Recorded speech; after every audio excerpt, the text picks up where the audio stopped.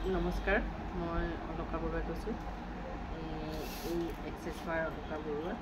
মই এক্সেছ বাৰ কৰি আছোঁ আৰু এক্সেছ বাৰ কৰি বহুত সফলতাই লাভ কৰিছোঁ। এক্সেছ বাৰ সকলোৱে কৰিব লাগে।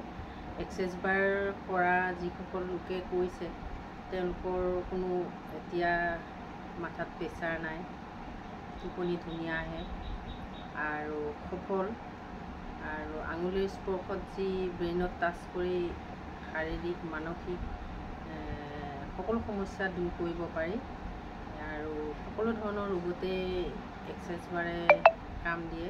এক্সেছ কনচিয়াছনেছ বাৰ, গতিকে সকলো ধৰণৰ ৰোগৰ কাৰণে ই জৰুৰী। অত্যাধুনিক ছেছন এইটো আৰু এই থেৰাপিটো সকলোৱে ল'ব লাগে। শাৰীৰিক মানসিক সকলো সাধন হয় আৰু ধুনীয়া সকলো বস্তুৱেই ইজৰ সহায়ত সফল হয় আৰু শাৰীৰিক মানসিক সফলতা পোৱাৰ লগতে আৰু ধুনীয়া হেপী লাইফ ইজ হৈ যায়। সকলো যিটো বিচাৰে সেইটোৱে পায়।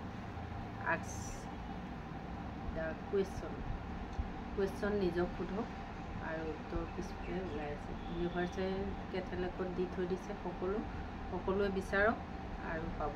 ঠিক তেনেকৈ মেনিফেষ্টেশ্যন এক্সেছ বাৰৰ এটা পাৰ্ট। এতিয়া 999 পৰ্টেল আহি আছে, সকলোৱে মেনিফেষ্ট কৰক।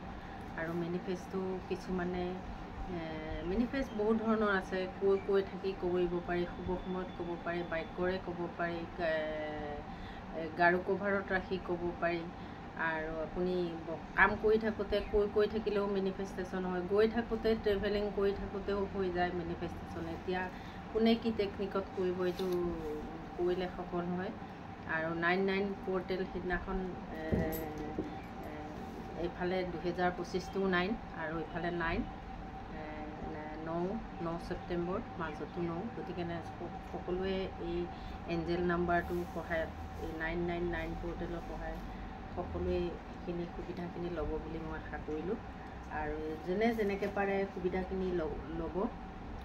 কিছুমানে সফল হ'বলৈ বুলি এইদৰে লিখিব যে এইদৰে লিখিব যে 99 এনেকৈ 999 পৰ্টেল সফলতা, গুড এবাণ্ডেঞ্চ, কেৰিয়াৰ্ছ, বিয়া, ঘৰ, চাকৰি, লোন, সুস্বাস্থ্য। মুঠতে এটা বস্তু 9 বাৰ লিখিব পাৰে আৰু আপুনি 9টা উইছো এনেদৰে লিখিব পাৰে এখন কাগজত। ৰঙাৰে লিখিব পাৰে আৰু নহ'লে হয়তো এনেকৈ আপোনালোকে সেউজীয়াৰে লিখিব পাৰে। ইয়াত 999 পৰ্টেল দি দিব আৰু ছৰি, please forgive me, thank you, I love you universe কৰিব আৰু 99 কমেণ্টত 99 বুলি ক'বলৈ নাপাহৰিব। আৰু এনেকৈ ফল্ড কৰি লিখি উঠি কাগজখন ফল্ড কৰি কিছুমানে ৱাটাৰ টেকনিকত থ'ব পাৰে, যে এনেকৈ পানীৰ গিলাচ এটা ল'ব আৰু তাৰ তলত এনেকৈ থৈ দিব। আৰু কিছুমানে এখন ইয়াত পানীৰ গিলাচৰ ভিতৰতো ৰাখিব পাৰে। এনেদৰে ৰাখি পিছৰ দিনাখন আৰু সেইখিনি বা এনেকৈ 9 দিনো ৰাখিব পাৰে আৰু এনেকৈও ল'ব পাৰে গিলাচত লিখি। এনেকৈ ধুনীয়াকৈ নিজৰ গাৰ পিনে ফল্ড কৰিব, ফল্ড কৰি এনেকৈ কাগজখন ৰাখিব। ৰাখি এনেকৈ মন্দিৰতো থ'ব পাৰে। আপোনালোকে যেনেকৈ যাৰ সুবিধা হয় ৰাখিব। আৰু কমেণ্টত নাপাহৰিব যে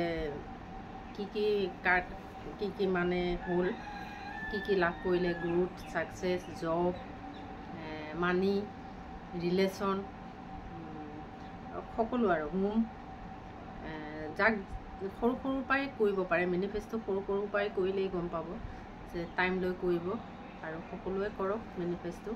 আৰু ময়ো কৰিম, এইটো কাৰণে সকলোলৈ ভিডিঅ'টো প্ৰেৰণ কৰিলোঁ। আৰু লিখা টেকনিকটোও ভাল।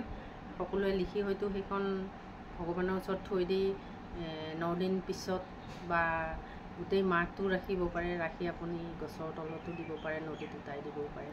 গতিকে সকলোৱে কৰক। নমস্কাৰ, মই অলকা বৰুৱা। মেনিফেষ্টেশ্যন টেকনিকটো ক'লোঁ আৰু এটা ভিডিঅ' বাৰু বনাম, আহি আছে।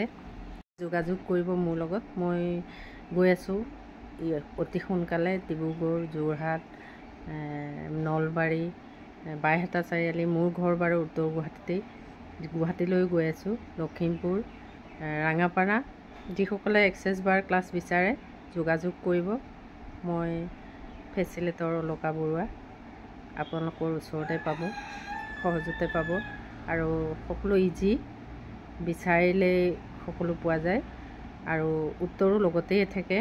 গতিকে মোৰ লগত যিখিনি কানেকশ্যন হ'বলগীয়া আছে, থেংক ইউ সকলোলৈ পুনৰবাৰ। 99 পৰ্টেললৈ ধন্যবাদ।